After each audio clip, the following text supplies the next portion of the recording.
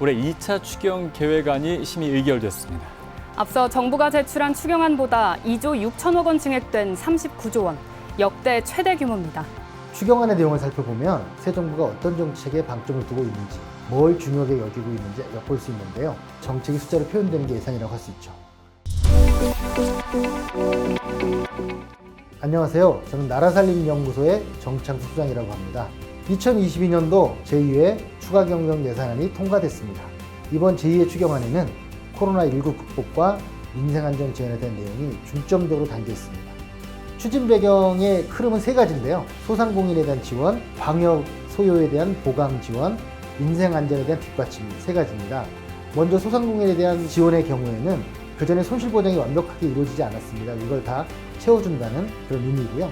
두 번째, 방역 소요 보강 및 향후 의료체계 전환 뒷받침이라는 건 앞으로도 이 코로나가 지속이 될 것이기 때문에 이와 관련된 각종 사업들, 비용들 이런 걸 뒷받침해 준다는 이야기고요. 세 번째는 민생경제에 대한 부분들을 지원을 해서 생활 안정을 도모하겠다 이런 목표를 세우고 있습니다. 첫 번째 소상공인 지원 예산에 대해서 말씀드리겠습니다. 소상공인들이 얼마나 지금 어려운 상황이냐면요. 전체 자영업자 가구의 16%인 78만 가구가 적자이고요. 그 중에서 27만 가구는 72조 원이나 되는 금융부채 때문에 큰 위험에 처해 있다고 합니다. 이걸 해결하기 위해서 손실보전금을 지원해주고 그리고 소상공인 손실보장 제도를 개선하고 금융 지원을 하고 재기 및 자생력 강화 지원을 할 예정입니다.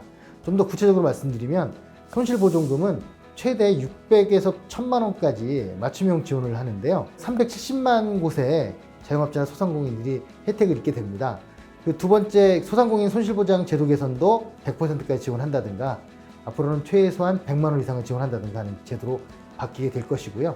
그 외에 특수고용직이나 택시기사, 예술인 등 특별한 어떤 영역에 종사하는 분들을 위한 고용소득 안정 지원 예산이 있습니다. 금융지원 같은 경우에도 신규대출, 대안대출, 채무조정들을 해줄 예정인데 그 외에도 재기를 위해서 일부 프로그램을 지원하는 예산도 책정되어 있습니다.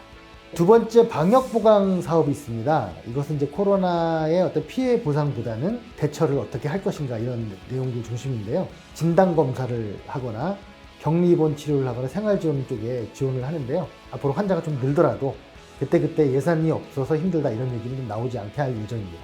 그리고 일반 의료체계 전환 지원이라는 것이 있는데요. 이건 뭐냐면 치료제를 통해서 완치를 도모하거나 아니면 병상을 운영을 해서 또 관리를 하거나 치료제나 그 백신을 개발하는 감염병 연구 쪽에 예산 지원을 할 예정입니다.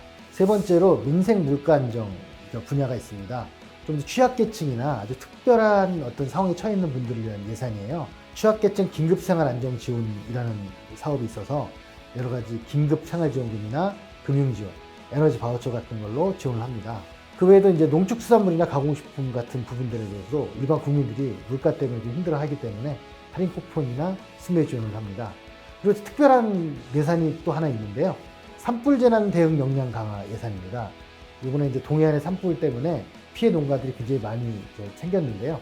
이 부분에 대해서 한시적으로 희망근로라든가 산불 예방 같은 이런 걸 위한 인프라 지원이 있습니다.